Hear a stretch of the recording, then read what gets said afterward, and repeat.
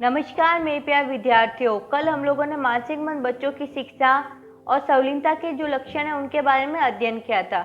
आज हम लोग प्रमस्तिष्क के पक्षापात और उनके प्रकार के बारे में अध्ययन करेंगे।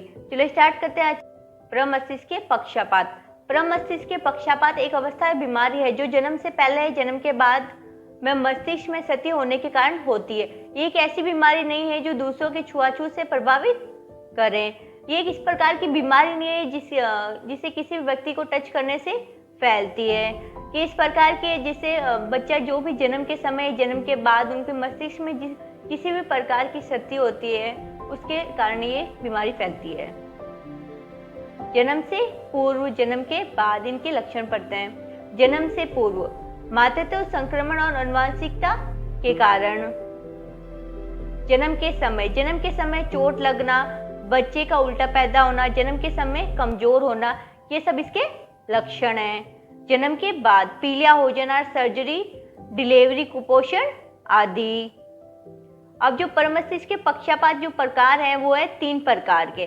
तो इनके जो 3 प्रकार है वो भी बहुत सारे भागों में विभाजित है, तो उनका भी हम अध्ययन करते हैं। प्रमस्तिष्क के पक्षापात। फर्स्ट है तीव्रता के प्रमाण के अनुसार वर्गीकृत।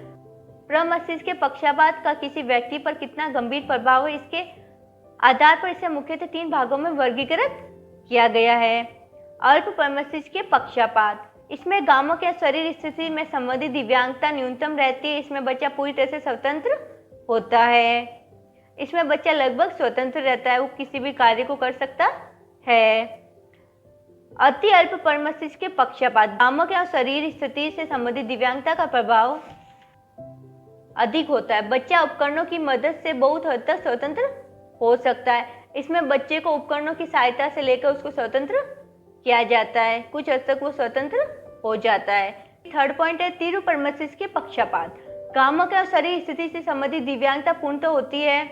बच्चे को दूसरों पर निर्भर रहना पड़ता है। इस श्रेणी में बच्चे अपनी दैनिक क्रियाकलाप के जैसे खाना खाना, पानी पीना इत्यादि के लिए दूसरों पर निर्भर रहते हैं। इसमें ये होता है कि बच्चे जो भी क्रिया करते हैं अपने दैनिक जीवन में वो खुद स्वयं नहीं कर पाते हैं, वो दूसरों पर निर्भर रहते हैं।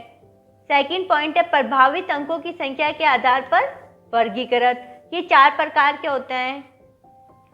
मेगाप्लेजिया, हेमीप्लेजिया, डायप्लेजिया और पैराप्लेजिया। अब जो मेगाप्लेजिया तो इसमें होता है व्यक्ति के एक हाथ एक पैर प्रभावित होता है, और हेमीप्लेजिया में एक ही तरफ के हाथ और पैर प्रभावित होते हैं, और डायप्लेजिया में दोनों पैर और कभी कभी हाथ भी प्रभावित हो जाता है, और जो पैराप्लेजिया है उसमें दोनों पैर प्रभावित होते हैं। चिकित्सा लक्षणों के अनुसार वर्गीकृत। मांसपेशीय क्षरण। मांसपेशीय क्षरण वंशानुगत बीमारी है जो धीरे धीरे उम्र के साथ बढ़ती रहती है। ये इस प्रकार की बीमारी है जो उम्र के साथ बढ़ती है। मांसपेशीय कारण के साथ साथ तंत्रिका तंत्र प्रभावित होता है। तो डिसा की रीढ़, ये मेरुदंड की हड्डी में रचनात्मक दोष है। रीढ़ की हड्डी के न्यूरल आर्क के आपस में न जुड़ पाने की स्थिति में दोनों के बीच स्थान रिक्त हो जाता है। सुषुम्ना स्थिति वाले अथवा स्पाइना बाइफिडा वाले अधिक लोग सामान्य मूत्र नियंत्रण नहीं कर पाते हैं। घटित होती है। ये मस्तिष्क को क्रमशः एंटीरियर सेरेब्रल, मध्य सेरेब्रल, आंतरिक कैरोटिड, पश्च कैरोटिड होती है। पोलियो एक ऐसी बीमारी है जो विशेषकर प्रदूषण युक्त वातावरण में उपस्थित वायरस के कारण होती है। ये छोटे बच्चों को ही प्रभावित करती है, इसलिए इसे बाल पक्षापात भी कहते हैं। ये वायरस से 5 वर्ष के बच्चों में जिसकी रोग प्रतिरोधक क्षमता कम होती है उनमें ज्यादा प्रभावित करते हैं।